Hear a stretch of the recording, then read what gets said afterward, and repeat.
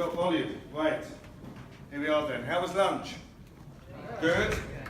It was a very good lunch, wasn't it? Because you're all sitting there trying to stay awake. I know. I've got your number. I know. Exactly. Okay, so we're going to have some fun now. A bit of audience participation is mandatory.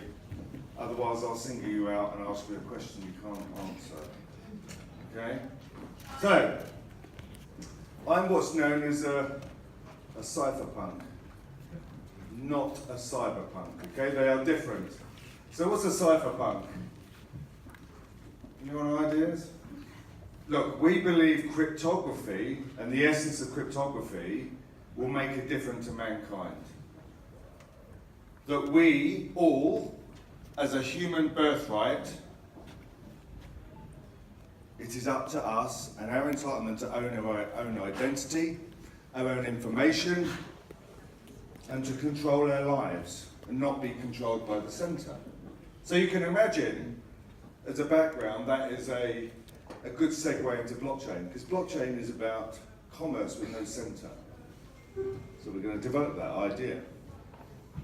David L. Charm, look him up, Berkeley, 1974, the granddaddy of the cypherpunk movement, on which Satoshi Nakamoto based his original thinking for Bitcoin. Have a look, very interesting. Okay. Is this actually working? Where do I point it? Ah, here we go. I pointed it over there, didn't I? I remember that. So, does anyone have any idea what the number 75 represents? Have a guess. Come on, somebody have a guess. Big currencies. Investable cryptocurrencies. That would be nearer 2,000.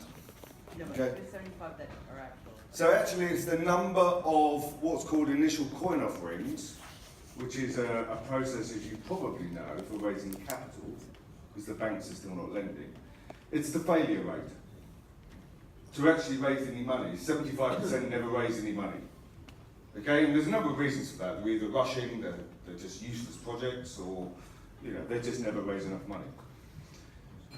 What about cryptonomics? You hear the word cryptonomics, you hear the word tokenomics, often used in the same sentence, but they are entirely different things. Has anyone got any idea what they mean? You're not going to help me out here, are you? I'm going to start picking on you. So look, cryptonomics is about the underlying infrastructure that supports this world of crypto. But it's actually about consensus. Okay, so we can achieve consensus in a room right now.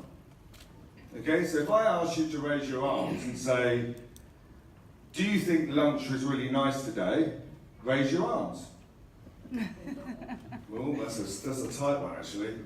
I don't think we've quite achieved consensus. But you get the idea, it's about consensus. Tokenomics, has anyone ever seen a token? I'm going to show you one. Tokenomics actually, this is the physical manifestation of a token, but of course it is a store of value. And it can be programmed to represent anything. Multiple financial products, multiple stores of value. That's the genius of what we're talking about, tokenomics. 95. What does that represent? How many Americans in the room? You've got dollars in your pocket, right? 95 is the value of fiat currency, and dollar in particular, that's gone down by 95% in the last 100 years. It's heading to zero, people.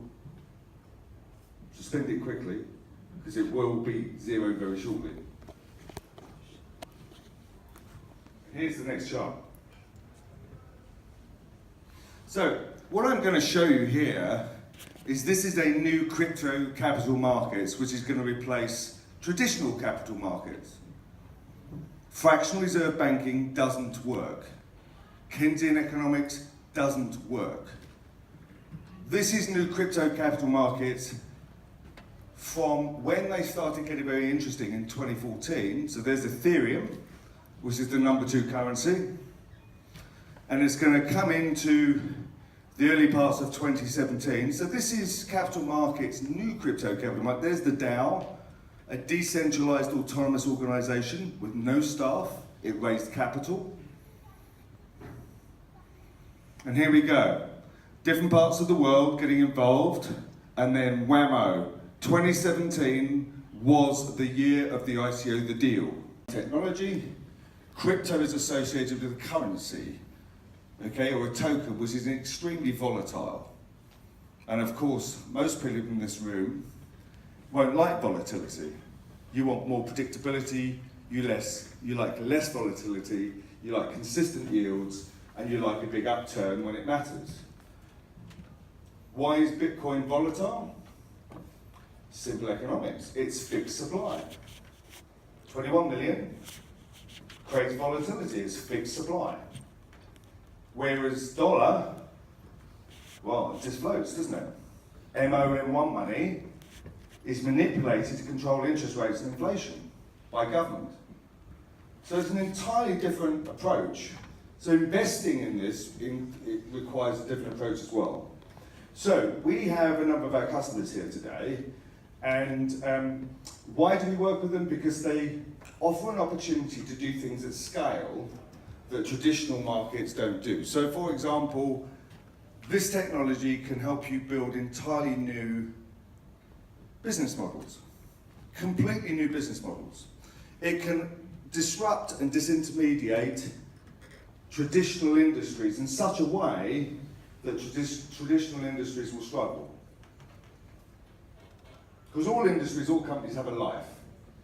And ultimately, each one of these companies outside is a massive disruptor. So we've got entertainment out there, we've got an electric vehicle out there, we've got compliance and governance out there, we've got a whole plethora of different organizations that are using this technology to fantastically and majorly disrupt things. And that's why we get involved in them, because they can scale. So, just a couple of other things before. So, traditional investing. What we try and do in the crypto world, in the blockchain world, is we're trying to package these exciting opportunities to look more conventional. You know, so we are looking for information and memorandums, investment memorandums. We are checking out the management teams. There is a deeper level of due diligence.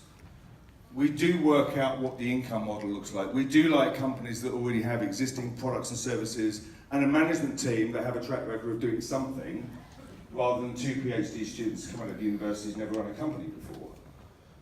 So the world is changing in crypto. It is looking more conventional. We are wrapping them up to look more conventional. And it's because we want you guys in the room to feel comfortable with it. Because it's important, if nothing else, as a hedge strategy. As all the traditional industries are disintermediated, just think about it. What happens if one of the blockchain industries win? What happens if they get it right and traditional industry is going to die and wither on the vine? See, in a sense, you need half your body, 3/4 of your body in the traditional tent, but you need to get a leg or a foot in the crypto tent. And that's about education. That's about making sure the community of family offices starts feeling comfortable with this kind of investing that follows different rules. There's different pitfalls and traps and things that will catch you out. So it's up to us all to make the effort to download that wallet, okay? Buy a bit of crypto, embrace the community, find out more about it, because there's money to be made. And if you don't get into this world, you just might be left holding the baby at the end of the day, shares in an industry that's withering and dying. It's worth it. It's a good journey. Lots of fun and lots of value to be created. I'm going to say no more. Thank you for your attention.